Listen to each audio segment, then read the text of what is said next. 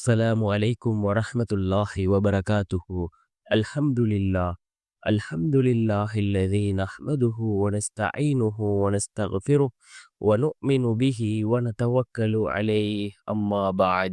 அன்பிற்குரிய அல்லாஹ்வின் நல்லடியார்களே, அன்பு சகோதரர்களே, நாம் தொடர்ச்சியாக பார்த்து வரக்கூடிய துஆக்களினுடைய திக்ருகளினுடைய தொகுப்பில் இன்று நாம் பார்க்க இருக்கின்ற விடயம் என்னவென்றால், நாம் ஒவ்வொரு நாளும் காலையிலும் மாலையிலும் 7 தடவை இந்த துஆவை ஓதி வந்தால் நம்முடைய வாழ்க்கையில் உள்ள கவலைகள் நீங்கும், நெருக்கடிகள் நீங்கும், கஷ்டங்கள் நீங்கும், நிம்மதியான சந்தோஷமான வாழ்க்கையை அல்லாஹ் நமக்கு ஏற்படுத்தி தருகின்றான். அப்படிப்பட்ட மிகச்சிறந்த ஒரு துஆவை தான் நாம் இன்றைய வீடியோவில் பார்க்க இருக்கின்றோம்.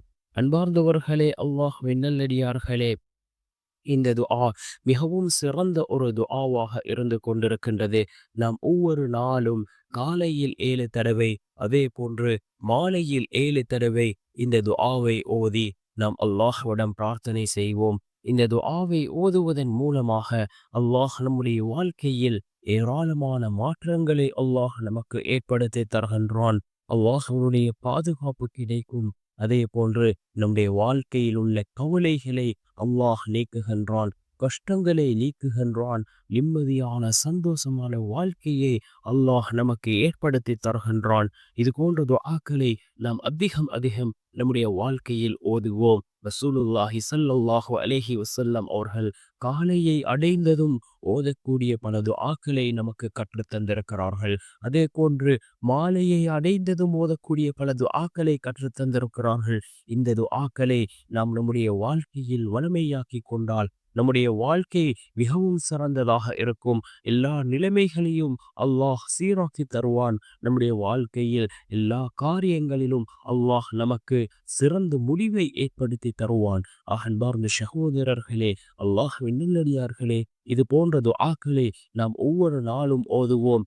இந்த துஆ இருக்கின்றதே, இதனை காலையில் 7 தடவை ஓதுவோம், மாலையில் 7 தடவை ஓதுவோம். அன்றைய நாளிற்குரிய அந்த கவலைகள், கஷ்டங்கள், இவைகள் அனைத்தையும் அல்லாஹ் நீக்கி விடுவான்.